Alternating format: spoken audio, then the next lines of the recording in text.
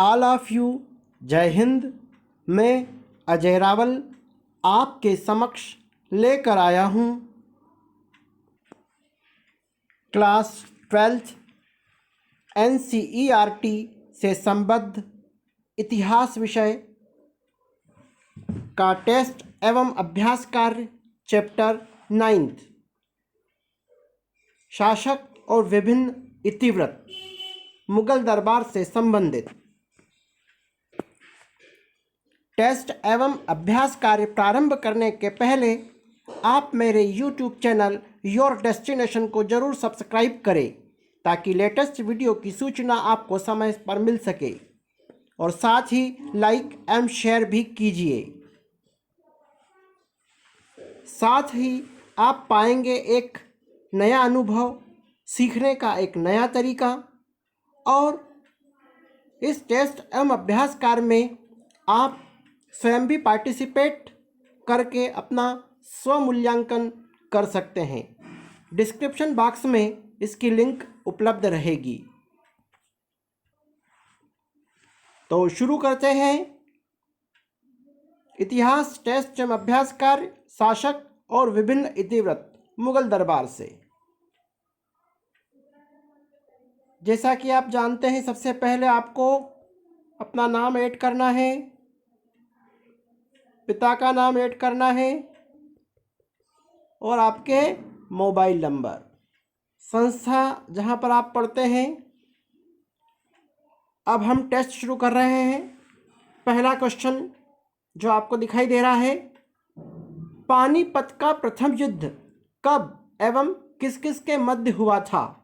Option है आपके बाबर और राणा सांगा के मध्य 1527 ईस्वी में, बाबर और इब्राहिम लोदी के मध्य 1526 ईस्वी में, अकबर और हेमू के मध्य 1556 ईस्वी में, मराठों और अफगानों के मध्य 1761 ईस्वी में। तो इसका जो राइट आंसर है वो है बाबर और इब्राहिम लोदी के मध्य 1526 ईस्वी में। जैसा कि आप स्क्रीन पर देख पा रहे हैं, पानीपत का प्रथम युद्ध 1526 ईस्वी में बाबर एवं इब्राहिम लोदी के मध्य हुआ था, जिसमें इब्राहिम लोदी की पराजय हुई थी तथा दिल्ली सल्तनत का अंत हुआ था। 1526 ईस्वी में ही भारत में मुगल राजवंश की नींव पड़ी थी। तो निश्चित ही यहाँ पर आपके एक और महत्वपूर्ण वस्तुनिष्ठ तैयार हो रहा है। बाबर के पहले दिल्ली सल्तनत पर कौन आसीन था? तो इब्राहिम लोदी आसीन था।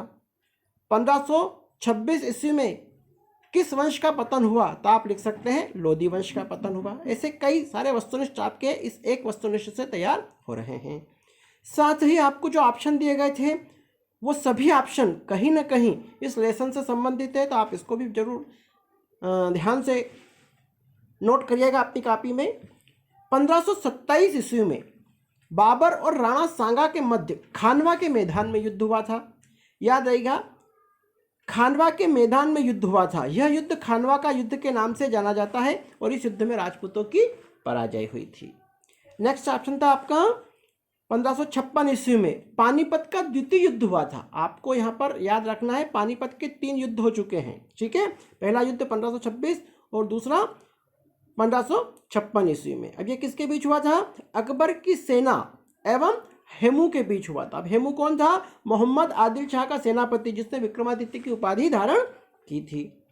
इन दोनों के मध्य हुआ था, जिसमें हेमू को पराजय का मुख देखना पड़ा था। और लास्ट ऑप्शन था आपका 1761 ईस्वी में पानीपत का तृतीय युद्ध हुआ था। अब ये किसके बीच हुआ था? अफगानी शासक अहमद शाह अब्दाली और मराठा सेनापति सदाशिव राव बहु के बीच 14 जनवरी 1761 ईस्वी को वर्तमान पानीपत के मैदान में हुआ था, जो वर्तमान समय में हरियाणा में स्थित है ना। तो ये पानीपत का तृतीय युद्ध हुआ था, ठीक है। और पानीपत वर्तमान में कहाँ है? हरियाणा में स्थित है। इस युद्ध में मराठों ने बड़ी वीरता से युद्ध किया, लेकिन अंततः उन्हें पराजय का मुख देखना पड़ा, ठीक है। तो यहाँ पर जो चारों ऑप्शन थे, चारों ऑप्शन का विस्तृत वर्णन हमने यहाँ पर देखा है और चारों युद्ध के बारे में भी जानकारी आपको प्राप्त हो गई होगी। नेक्स्ट क्वेश्चन है आपका, बादशाह नामा के रचनाकार कौन थे? अब्दुल रहीम खान खाना, अब्दुल हमीद लाहौरी, अबुल फजल या गुलबदन बेगम? तो इसका राइट आंसर है अब्दुल हमीद लाहौरी। बादशाह नामा ग्रंथ के जो रचनाकार थे अब्दुल हमीद लाहौरी थे। बादशाह नामा जो लिखा गया था यह किससे संबंधित था? मुगल शासक शाहजहां के शासनकाल की जानकारी इससे मिलती है। तो कह सकते हैं कि मुगल काल का जो शाहजहां शासक था उसके बारे में बादशाह नामा लिखा गया था। ओके, और इसकी रचना किसने की थी? अब्दुल हमीद लाहौरी ने की थी। अब बादशाह नामा के भी 3 जिल्द हैं। अब 3 जिल्द अर्थात इसके 3 भाग हैं। ओके, नेक्स्ट ऑप्शन था आपका गुलबदन बेगम, जो हुमायूं की बहन और अकबर की बुआ थी, उसने हुमायूं नामा ग्रंथ लिखा था। ठीक है, तब एक और आपका वस्तुनिष्ठ तैयार हो रहा है। हुमायूं नामा किसने लिखा? तो गुलबदन बेगम ने लिखा था, जो कौन थी? हुमायूं की बहन और अकबर की बुआ थी। और इससे हुमायूं के शासनकाल की राज्य के बारे में जानकारी मिलती है। नेक्स्ट आपका अबुल फजल, जो आप इसके पहले वाले लेसन में बहुत अच्छी तरीके से पढ़ चुके हैं अबुल फजल के बारे में। तो अबुल फजल द्वारा रचित अकबरनामा, जिससे अकबर के शासनकाल की जानकारी मिलती है। यहाँ पर मैं आपको फिर रिपीट कर दूं, अकबरनामा का ही एक भाग था आइन ए अकबरी, है ना। आइन ए अकबरी के बारे में आपको पहले लेसन में बहुत अच्छी तरीके से बता दिया गया है। नेक्स्ट ऑप्शन था आपका अब्दुल रहीम खान खाना। अब्दुल रहीम खान खाना और पायदा खान ने तुजुक ए बाबरी का फारसी भाषा में अनुवाद किया था, है ना। एक और ऑप्शन जो आपको दे रखा था अब्दुल रहीम खान खाना, ये कौन? तो अब्दुल रहीम खान खाना और पायदा खान दोनों ने मिलकर तुजुक ए बाबरी का फारसी भाषा में अनुवाद किया था। यहाँ पर आपको पता होना चाहिए, तुजुक ए बाबरी जो थी यह बाबर की आत्मकथा है ना। बाबर ने स्वयं लिखी थी, जो तुर्की भाषा में लिखी थी। ठीक है, लेकिन बाद में अकबर के शासनकाल में इसका फारसी भाषा में अनुवाद किया गया था। और अब्दुल रहीम खान खाना जो है यह 9 रत्नों में से एक माने जाते हैं। ठीक है, अब्दुल रहीम खान खाना जो थे इनको खान खाना की उपाधि प्रदान की गई थी अकबर की ओर से। ठीक है, अब्दुल रहीम जो थे ये अपने धर्म के साथ साथ हिंदू धर्म के बारे में भी पर्याप्त जानकारी रखते थे। इनके कई सारे दोहे आपने कहीं ना कहीं पूर्व कक्षाओं में पढ़े होंगे। ये इतिहास में रहीमदास के नाम से भी जाने जाते हैं।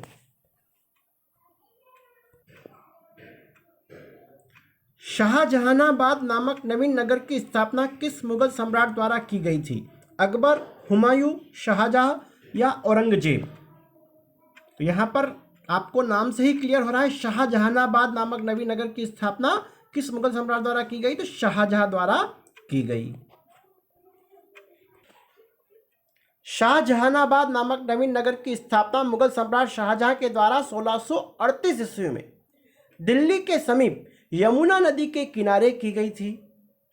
यहीं पर शाहजहां ने विशाल लाल किले का निर्माण भी करवाया था।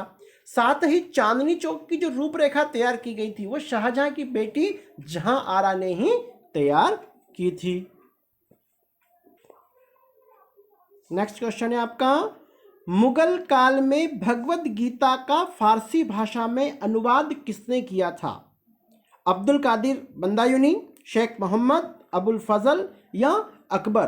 तो इसका राइट आंसर है अब्दुल कादिर बंदायूनी। मुगल काल में जो भगवद गीता लिखी गई थी उसको नाम दिया गया था रज़्मनामा, है ना। ये भी आप जरूर याद रखिएगा। एक और वस्तुनिष्ठ आपका तैयार हो रहा है। भगवद गीता को जो फारसी भाषा में अनुवाद किया गया था तो उसका नाम रखा गया था रज़्मनामा। ठीक है, और इसका फारसी भाषा में अनुवाद किया था अब्दुल कादिर बंदायूनी ने।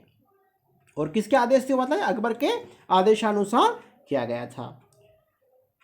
सेकंड ऑप्शन आपको देखा था शेख मोहम्मद। तो शेख मोहम्मद ने संस्कृत भाषा के ग्रंथ राज तरंगिणी का फारसी भाषा में अनुवाद किया था। यहाँ पर आपका एक और महत्वपूर्ण क्वेश्चन वस्तुनिष्ठ तैयार हो रहा है। शेख मोहम्मद ने संस्कृत भाषा का जो प्रसिद्ध ग्रंथ था राज तरंगिणी, जो कल्हड़ द्वारा रचित था, ठीक है, तो इसका फारसी भाषा में अनुवाद किया था। नेक्स्ट ऑप्शन था आपका अबुल फजल। तो अबुल फजल ने संस्कृत भाषा के ग्रंथ पंचतंत्र का फारसी भाषा में अनुवाद किया था, ठीक है। और पंचतंत्र की रचना आप सब जानते हैं विष्णु शर्मा के द्वारा की गई थी। बहुत ही महत्वपूर्ण जानकारी आपको यहाँ पर दी गई है, आप जरूर इसको नोट करिएगा। नेक्स्ट क्वेश्चन है आपका, दिन ए इलाही धर्म की स्थापना किसने की? बाबर, हुमायूं, अकबर या शाहजहां ने? तो इसका राइट आंसर है अकबर। बहुत ही महत्वपूर्ण क्वेश्चन का आंसर तैयार कर रहे हैं हम। दिन ए इलाही धर्म की स्थापना सम्राट अकबर ने 1582 ईस्वी में की थी, ठीक है। दिन ए इलाही का शाब्दिक अर्थ एग्जाम में कभी कभी ये भी पूछा जा सकता है। तो दिन ए इलाही का शाब्दिक अर्थ होता है ईश्वर का धर्म, ठीक है। इस धर्म में प्रत्येक धर्म की अच्छी बातों का समावेश किया गया था। यह एक प्रकार से सभी धर्मों का सार था। अब दिन ए इलाही धर्म के मुख्य सिद्धांत भी एग्जाम में पूछे जा सकते हैं, आपको स्क्रीन पर दिखाई दे रहा है, आप जरूर नोट करिएगा। दिन ए इलाही धर्म के मुख्य सिद्धांत, ईश्वर एक है। दिन ए इलाही का अनुयायी बनने के लिए प्रत्येक व्यक्ति को अकबर से दीक्षा लेना आवश्यक था, ठीक है। दिन ए इलाही के अनुयायी सम्राट अकबर को सिजदा अर्थात साष्टांग प्रणाम करेंगे। दिन ए इलाही के अनुयायी सूर्य तथा अग्नि की पूजा करेंगे। इस धर्म के अनुयायियों के लिए मांस खाना निषेध था और इस धर्म के अनुयायियों के लिए दाढ़ी रखना भी प्रतिबंधित था। ये कुछ महत्वपूर्ण दिन ए इलाही के मुख्य सिद्धांत आपको यहाँ पर बतलाए गए हैं, आप इसको जरूर नोट करें और जरूर याद करें। नेक्स्ट क्वेश्चन है आपका, मुगल काल में औपचारिक अभिवादन के तरीके को क्या कहते थे? तस्लीम, जमीबोसी, सिजदा या कॉर्निश? तो इसका राइट आंसर है कॉर्निश। मुगल काल में औपचारिक अभिवादन के तरीके को कॉर्निश कहा जाता था, ठीक है। अब कॉर्निश क्या होता है? दाएं हाथ की हथेली को ललाट पर रखकर आगे की ओर जो सिर झुकाकर नमन किया जाता है उसे कॉर्निश कहा जाता है। आत्मनिवेदन, एक और ऑप्शन था आपका आत्मनिवेदन। आत्मनिवेदन का जो उच्चतम स्तर था वो होता है सिजदा करना, है ना, अर्थात साष्टांग प्रणाम करना, या कह सकते हैं दंडवत प्रणाम करना। पूरा जमीन पर लेटकर जो प्रणाम किया जाता है उसको सिजदा करना अथवा दंडवत लेटना भी कहते हैं। एक ऑप्शन था आपका जमीबोसी। अब जमीबोसी क्या होता है? जो जमीन को चूमना होता है ना, शासक को सलाम तो करना ही है, साथ में आपको जमीबोसी जमीन को भी चूमते थे। और लास्ट एक और ऑप्शन दे रखा था आपको तस्लीम। तो तस्लीम का अर्थ भी वही होता है सलाम या प्रणाम करना, ओके। तो ये भी क्वेश्चन आपका महत्वपूर्ण। अब जो आपके क्वेश्चन शुरू हो रहे हैं, यह वस्तुनिष्ठ प्रश्नों के साथ साथ निबंधात्मक प्रश्न आपके यहाँ पर तैयार हो रहे हैं। यह आपके बिंदु ही आपके उत्तर बन जाएंगे और आप इनको जरूर नोट करिएगा। आपको निर्देश दे रखा है एक से अधिक या सभी विकल्प सही हो सकते हैं, ओके। शाही परिवार में महिलाओं की क्या भूमिका थी? आपके लिए ऑप्शन है, मुगल परिवार में शाही परिवार की महिलाओं को बेगम, अगहा, अगाचा में विभक्त किया गया था। बिल्कुल किया गया था। मुगल काल में महिलाएं साधारण काम से लेकर अपनी बुद्धिमत्ता से सत्ता से संबंधित कार्य करती थी। बिल्कुल करती थी। संसाधनों की उचित देखभाल के साथ साथ अपना बहुमूल्य वैचारिक योगदान भी देती थी। बिल्कुल देती थी। चांदनी चौक शाहजहानाबाद की जो रूपरेखा का कार्य जहां आरा के मार्गदर्शन में हुआ था, तो बिल्कुल हुआ था। तो यहाँ पर जो विकल्प दे रखे हैं सभी सही हैं। अब जो बिंदु दे रखे थे वो सभी सही हैं। यहाँ पर आपको थोड़ा सा बता दूं, बेगम, अगहा और अगाचा आप समझ नहीं पाए होंगे, तो इसका वर्णन थोड़ा सा दे रखा है, आप जरूर नोट करिएगा। मुगल काल के शाही परिवार में महिलाओं को 3 वर्गों में बांटा गया था, बेगम, अगहा और आगाचा में, ठीक है। तो शाही परिवार में जो मुगल परिवार में आने वाली महिलाओं को बेगम कहा जाता था। जो शाही परिवार में शादी करके या वैवाहिक करके जो लाते थे उनको बेगम कहा जाता था, जो मुख्य होती थी। ऐसी महिलाएं जिनका जन्म कुलीन परिवार में नहीं हुआ था, जो अन्य जाति की या दूसरे वर्ण की जो लाते थे तो वह मुगल दरबार में विवाह करके लाई जाती थी, तो उनको आगहा कहा जाता था। ओके, ये एक दूसरी कैटेगरी बन गई। मुगल परिवार में उपपत्नियां अर्थात आगाचाओं का दर्जा राजतंत्र से जुड़ी महिलाओं में सबसे नीचे था। अब आपको पता होगा मुगल परिवार में जो शासक होते थे वह कई सारी शादियां करते थे, तो जो उनकी उपपत्नियां होती थी जो कई प्रकार की अलग अलग जातियों की समाज की होती थी उनको आगाचाओं का दर्जा दिया जाता था, जो सबसे निम्न स्तर का था। लेकिन इसमें ऐसा नहीं है, समय समय पर जो मुगल शासक होते थे वह बेगम का दर्जा अन्य महिला या अन्य जाति की या अन्य कुलीन की जो महिला होती थी उसको भी दे सकते थे। इसके अलावा एक और आप पॉइंट बना सकते हैं, मुगल काल की शाही परिवार की महिलाएं अपनी बुद्धिमत्ता से साहित्य में योगदान दिया, जिसमें आप उदाहरण दे सकते हैं गुलबदन बेगम, है ना। गुलबदन बेगम जो हुमायूं की बहन और अकबर की बुआ थी, उसने हुमायूं नामा ग्रंथ की रचना की है और उसे तुर्की एवं फारसी भाषा का बहुत अच्छा ज्ञान था। शाहजहां की पुत्री जो रोशन आरा थी, रोशन आरा के मार्गदर्शन में चांदनी चौक की रूपरेखा भी तैयार की गई थी। तो आप कह सकते हैं कि शाही परिवार में महिलाओं की भी विशिष्ट भूमिका रही थी। ऐसा नहीं है कि वो सिर्फ घर परिवार ही संभालती थी, इसके अलावा भी उन्होंने कई महत्वपूर्ण योगदान दिए हैं। तो ये भी एक महत्वपूर्ण क्वेश्चन आपका तैयार हुआ। नेक्स्ट क्वेश्चन है आपका, मनसबदारी व्यवस्था की क्या क्या विशेषताएं थी। ठीक है, अब मनसबदारी व्यवस्था अकबर के शासनकाल की एक महत्वपूर्ण विशेषता मानी जाती है।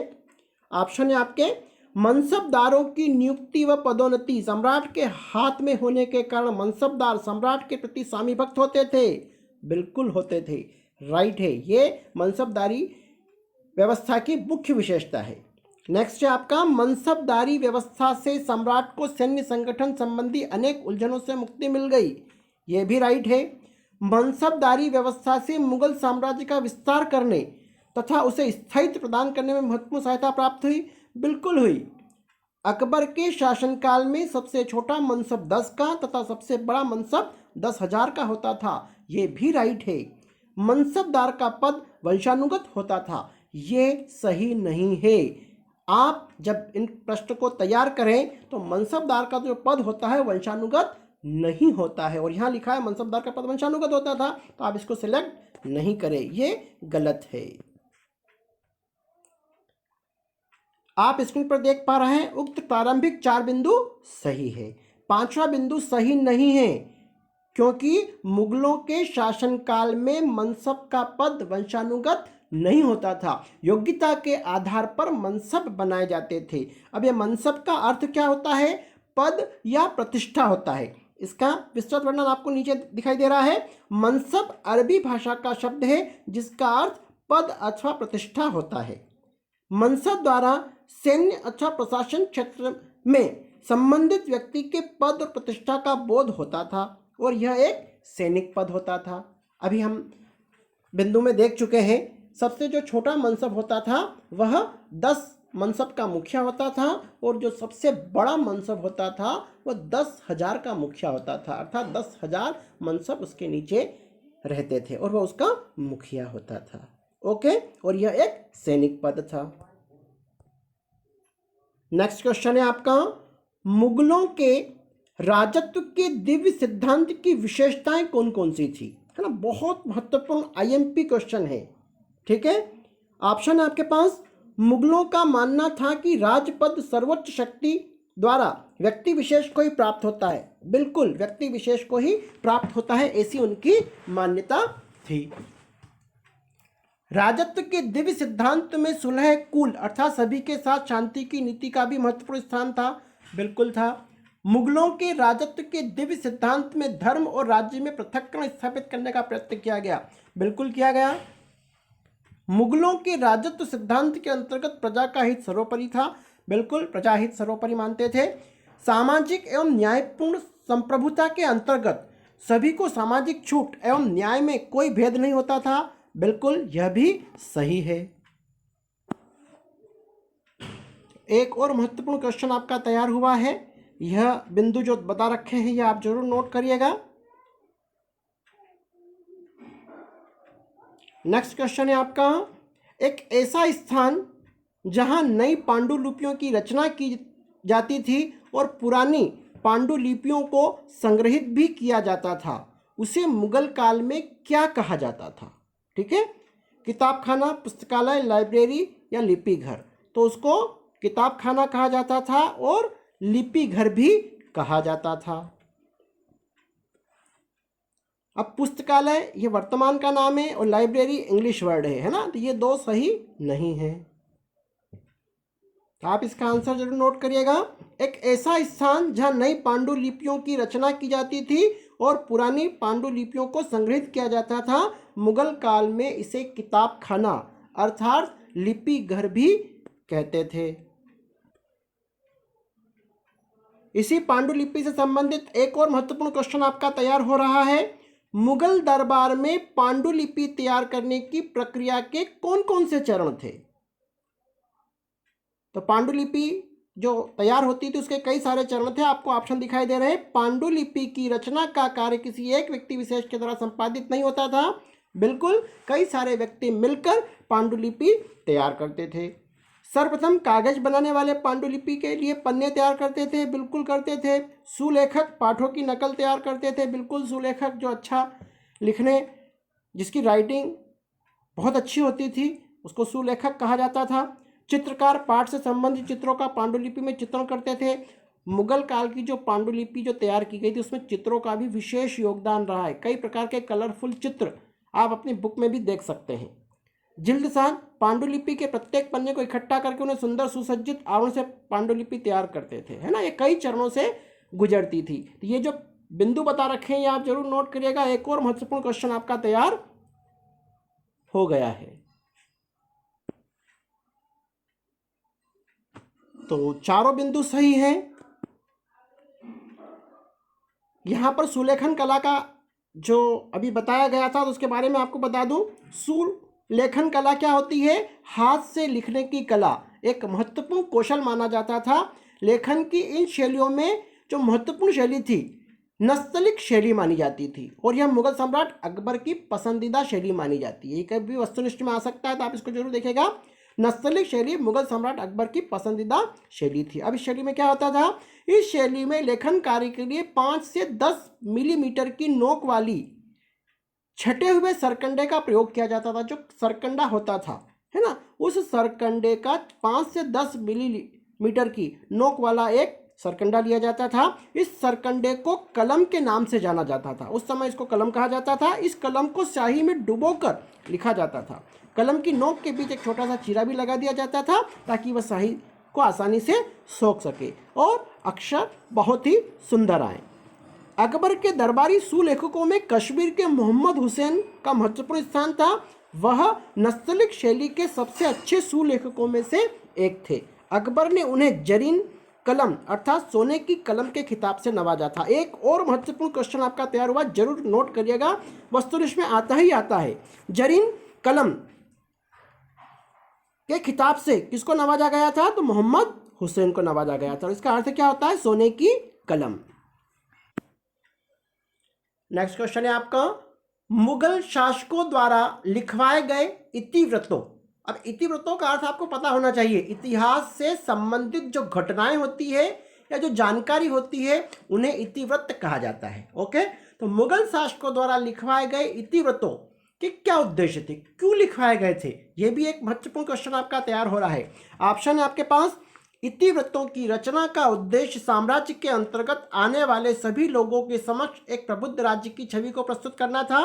बिल्कुल, एक समक्ष सभी लोगों के समक्ष एक प्रबुद्ध राज्य मतलब बहुत शक्तिशाली राज्य की छवि प्रस्तुत करना थी, इसलिए इतिवृत्त लिखवाते थे मुगल शासक। इतिवृत्तों की रचना का उद्देश्य मुगल शासन का विरोध करने वाले को अपनी शक्ति का स्पष्ट संदेश देना था। बिल्कुल, यह भी सही है। अधिकांश इतिवृत्तों को फारसी भाषा में लिखा गया था। बिल्कुल, और इतिवृत्तों की रचना का मुख्य उद्देश्य, यह भी सही है।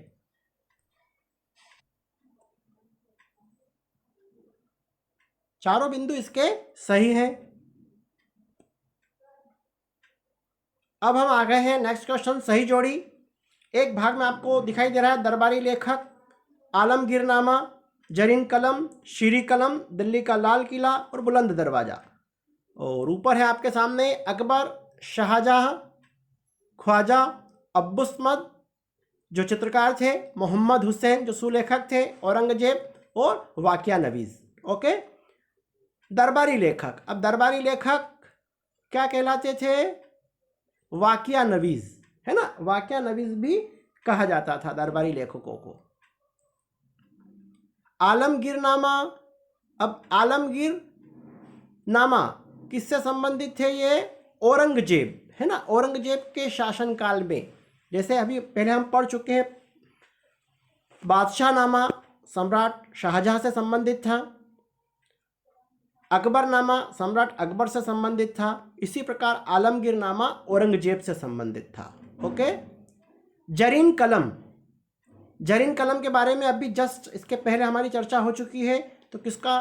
मोहम्मद हुसैन जो सुलेखक थे, उनको जरीन कलम से नवाजा गया था। ओके, शीरी कलम, ख्वाजा अब्बुस्मद इसका राइट आंसर है ना, जो चित्रकार थे, बहुत अच्छे सुंदर चित्र बनाते थे, तो उनको शीरी कलम से नवाजा गया था। दिल्ली का लाल किला किसने बनवाया? शाहजहां ने बनवाया।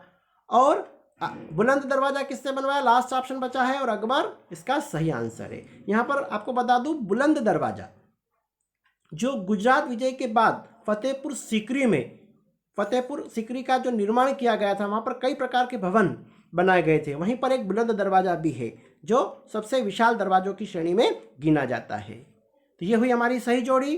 अब हम आ गए हैं हमारे अंतिम क्वेश्चन, जो अभ्यास कार्य से संबंधित है। टेस्ट के जो क्वेश्चन थे वो आप कर चुके हैं। अब हमें अभ्यास कार्य से संबंधित क्वेश्चन करना है। राजत्व के दिव्य सिद्धांत जो मुगल आदर्शों का निर्माण करने में सहायक रहे, स्पष्ट कीजिए। तो ये वाला जो क्वेश्चन है, ये प्रश्न क्रमांक 9 में जो आपको बिंदु बताए गए हैं, लगभग यही इसका आंसर है। जैसा कि आप देख पा रहे हैं, राजत्व का दिव्य सिद्धांत, है ना। दूसरा पॉइंट है धर्म और राज्य में पृथक्करण। तीसरा है सुलह कुल अर्थात सभी के साथ शांति की आदर्श नीति का अनुकरण, और सामाजिक एवं न्यायपूर्ण संप्रभुता। ठीक है, राजत्व का दिव्य सिद्धांत अर्थात वह अपने आप को ईश्वर का प्रतिनिधि मानते थे। ठीक है, धर्म और राज्य में पृथक्करण, मुगल वंश के जो शासक थे वह धर्म और राज्य को अलग अलग रखना चाहते थे, इसीलिए सम्राट अकबर ने मजहर नाम की घोषणा की, जिसके तहत जो धर्मगुरु थे उनका हस्तक्षेप धीरे धीरे कम हुआ। सुलह कुल सभी को साथ में लेने की जो नीति थी, यह भी अकबर ने ही संचालित की थी, सुलह कुल की। तो इसके कारण भी यह राजत्व के दिव्य सिद्धांतों के अंतर्गत आते हैं। सामाजिक एवं न्यायपूर्ण संप्रभुता, है ना, सभी को समाज में बराबर अवसर मिले और न्याय मिले। ठीक है, तो ये बिंदु जो बताए गए हैं ये राजत्व के दिव्य सिद्धांत के अंतर्गत हैं। यहां पर आप प्रजाहित सर्वोपरि भी इसमें ऐड कर सकते हैं। अब हम सबमिट करेंगे। अब हम देख लेते हैं हमारा व्यू स्कोर, हमें कितना स्कोर प्राप्त हुआ। जैसा कि आप देख पा रहे हैं 30 आउट ऑफ 30 अंक आप प्राप्त कर चुके हैं। तो निश्चित ही टेस्ट से संबंधित जो क्वेश्चन हमने हल किए हैं वो सभी सही हैं। यदि आपको वीडियो पसंद आया तो लाइक एंड शेयर जरूर कीजिएगा, और मेरे यूट्यूब चैनल योर डेस्टिनेशन को जरूर सब्सक्राइब करें।